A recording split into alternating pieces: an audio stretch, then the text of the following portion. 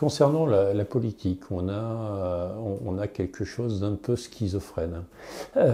C'est-à-dire qu'on attendrait la personne qui va sauver la France, par exemple. Et puis, à l'inverse, on est le pays de l'OCDE où il y a la plus grande défiance vis-à-vis des politiques.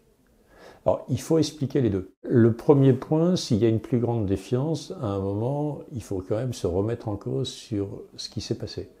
Et pourquoi il y a une défiance? C'est que justement, le politique n'a pas pris soin du bien commun. Le politique n'a même pas pris soin des communs, de la partie qui lui revient à générer dans le bien commun, qui va être de gérer la sécurité, qui va être de gérer le fait que les biens publics sont protégés. On arrive à plus de 100 quartiers en France où les pompiers ne peuvent pas rentrer dans un quartier. Et donc ça veut dire qu'on n'a pas préservé ce bien commun. Et on se dit, ouais, mais je ne préserve pas le bien commun et les gens sont en défiance. C'est normal que les gens soient en défiance quand les choses ne vont pas bien.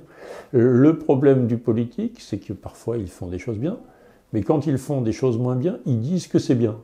Et quand on commence à dire que le mal est bien, on est devant un problème de défiance.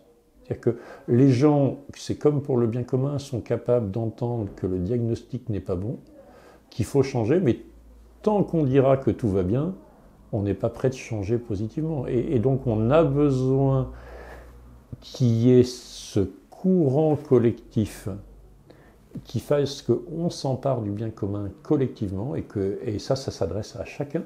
C'est-à-dire que le monde ne changera que si individuellement on décide de changer. Et si on se regarde devant notre glace, il faut quand même regarder les choses en face. On aimerait que le monde change, mais on voudrait que ce soit les autres qui changent. Alors j'ai une bonne ou une mauvaise nouvelle, le monde ne changera que si on change individuellement. Et c'est dans ce courant individuel qui va se fédérer collectivement qu'émergeront les nouveaux leaders politiques d'un nouveau modèle. Et moi, j'ai confiance dans le fait qu'ils émergeront. La politique doit redevenir une vocation et un service. La politique ne doit pas être une recherche de pouvoir et d'ego. Le pouvoir est quelque chose de noble, mais qui doit être exercé dans le cadre d'un service et qui doit répondre à une vocation profonde. Donc il faut retrouver ce sens du politique qui consent à ce que la politique redevienne un service au service du bien commun.